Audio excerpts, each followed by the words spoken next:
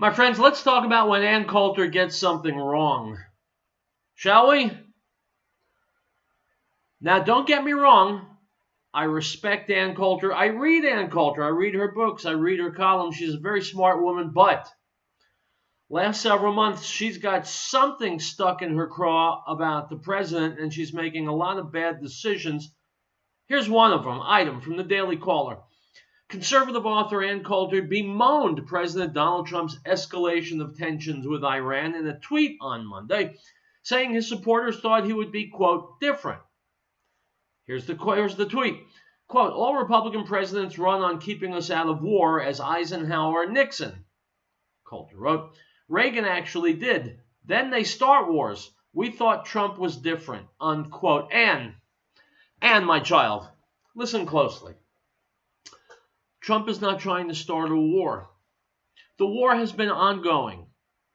Whether you consider it a war or not, there have been ongoing tensions with Iran, which has made no bones about the fact, stated very, very publicly and openly they intend to attack America when they have nuclear weapons that can reach us. They certainly intend to attack Israel first when they develop their nuclear arsenal. And so the war is going on. War doesn't only mean boots on the ground.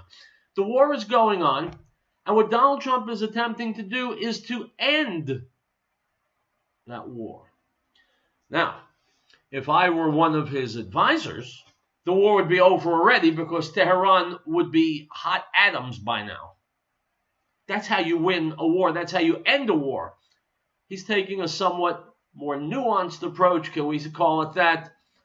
But Trump is trying to finish the war that we've been engaged in with Iran, just as he's trying to win the trade war with China that we've been ensconced in. You know, people in the media say he started a trade war with China. Nonsense. We've been at war with China, and we've been at war with Iran.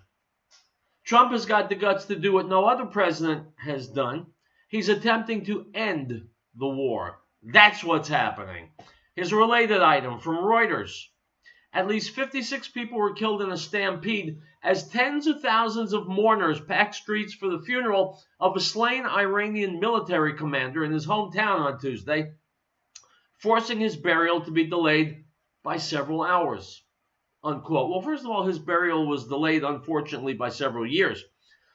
But take a look at the pictures you're seeing on TV. I mentioned this yesterday. There are tens of thousands, for all I know, maybe hundreds of thousands of Iranians in the streets mourning the death of this scumbag terrorist murderer, which tells me that the people in Iran are no innocent lambs. They love the fact that he was a murderer and a terrorist, which means they have effectively signed their death warrants, as far as I'm concerned. We may freely and without guilt bomb them out of existence and wait for the world to thank us. Iran has been a warlike state for a very long time,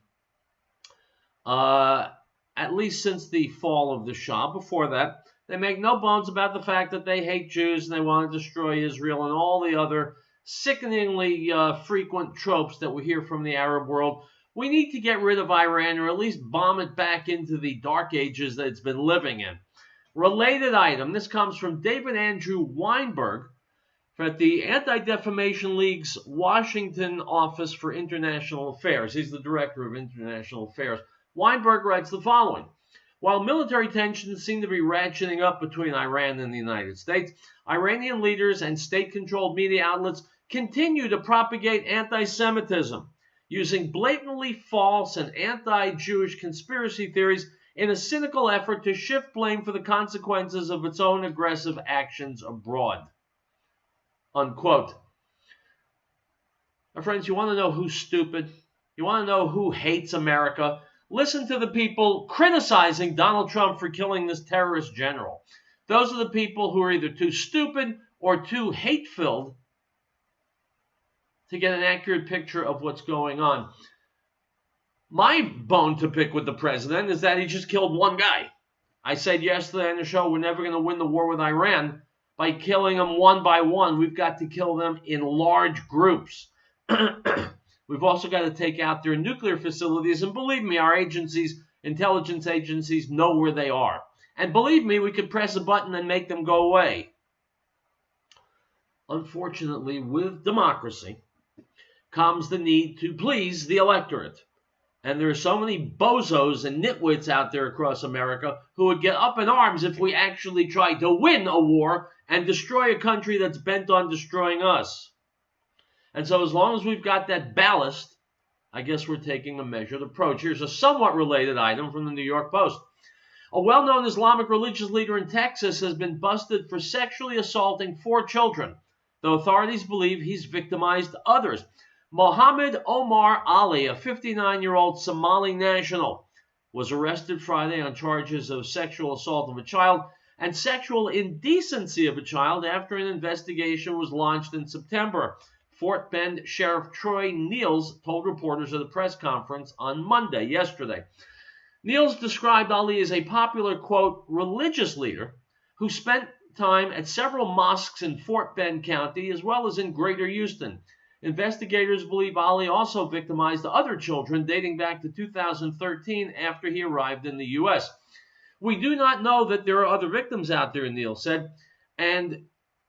We do know, I apologize. Neil said, we do know that there are other victims out there. And it's our plea today to those victims to please reach out to us so we can conduct further investigations. Unquote. I would also urge those victims, in addition to reaching out to Sheriff Troy Neal, I would encourage them to reach out to their Congress members and senators and even the White House and their local media to tell them no, we don't need more Muslims coming here from the Middle East and raping, murdering. We don't need it. We got enough homegrown problems, sad to say. But this nut job, this religious leader, quote unquote, is just a symptom. We have a 7th century culture coming here attempting to live in the 21st century, and they simply don't mix. I mourn the terrible things that happen to those children, and the reason I yammer like I do on the show is to see to it that the mourning comes to an end. It's Tuesday, and it's Real Truth. I'll be right back.